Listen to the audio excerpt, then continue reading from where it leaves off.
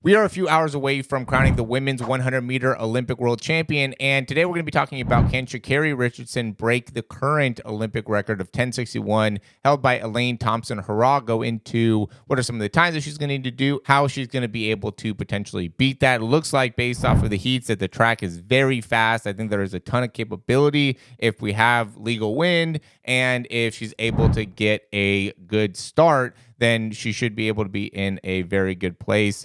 Based off of some of the numbers here, so reaction time, she's not great. This is from the World Championship last year where she ran 10:65, so she's not far away, but there are some things that definitely need to improve. So we could see 156 or 0.156 with the reaction time. We could see 150, 139. We even had as low as 0.108 or 0.129. If she can get closer to these types of reaction times, I think that would put her in a great position to be able to run a better first 30. So we could see here she's at 411 within that first 30. If she can get down to even like a 0.136, now she can be in that maybe 409 range, which we could see that's what Flojo ran when she ran the 1049. That's the all-time world record is 1049.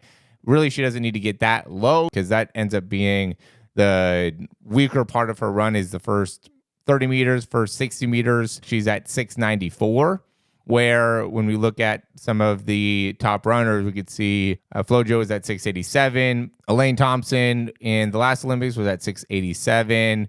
Even Shelly-Ann Fraser-Pryce was at 686. And so that's going to be really where she wants to be at. I do think that it's going to help her to have both Shelly-Ann Fraser-Pryce as well as Julian Alfred, and even Morey is going to be pretty good out of the blocks there. So you could see 696. I mean, that's not great. She ran 694 in the last one. And when she ran that 60, she was not too far behind Shericka Jackson. She was even with Shelly-Ann Fraser-Pryce. So if they can get a little bit better at the beginning, if Shelly-Ann Fraser-Pryce can run closer to 6'9", or again, Julian Alfred, if there's better competition out of the get-go, I think that will really push Sha'carri to run faster within that first 60, and then would hopefully make it so then she can close at a higher rate. So we could see the big thing is, I mean, one big part of it's going to be, can she run a little bit faster out of the first 60? If she can get closer to 690 right here, that's going to be great, because then that would make it so she's at 1061.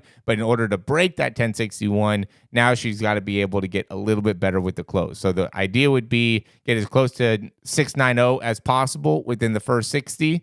But then from there, regardless, be able to just close out a little bit more effectively. Because we could see within this last little bit here, she closed out very well. From 40 to 100 meters, she was either tying or beating everybody within the splits. And so that's really what we need to be able to see, and maybe even at a faster degree. And hopefully this track is a little bit faster, which will allow her to finish at a little bit higher level. But we could see, again, with like Flojo, 179 from 60 to 80. So that would be, instead of this is 183 from 60 to 80. She's at 179, so 0.04 faster. So if she can get a little bit faster there, maybe get into a 0.90, or best case scenario, even a 0.89, that would put her in a great place to be able to run even low 10.5s. But she's not going to be able to get anything close to that if she doesn't improve that first 60. So that, to me, is going to be the big thing. If Sha'carri is going to end up running this great time, she's going to have to run at least 692 or 690, and then she's going to have to just close out a little bit better. You could see she has really great closing speed, so she could definitely get there.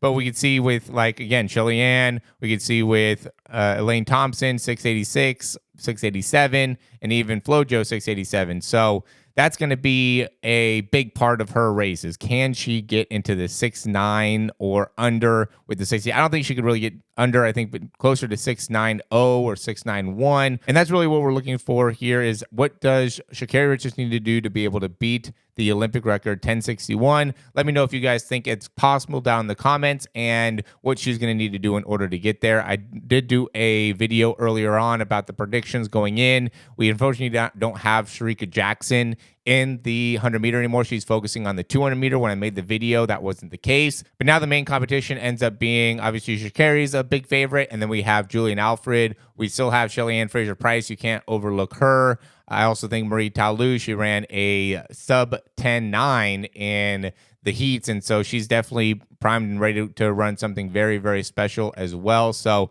can't rule any of the women out, really. I mean, Shelly-Ann Fraser-Pryce has been here multiple times and won multiple gold medals. She's going to be out of the blocks at a very, very high level, as is Julian Alfred, the current 60-meter world champion, and even Marie Talu. I mean, 694 in the last Olympics, and somebody that's always in the competition, in the conversation for one of the fastest women in the world. So it's going to be great to watch. Let me know what you think in the comments of if it's going to be done and what she has to be able to run. And thanks for watching. Like, subscribe. We'll talk to you soon.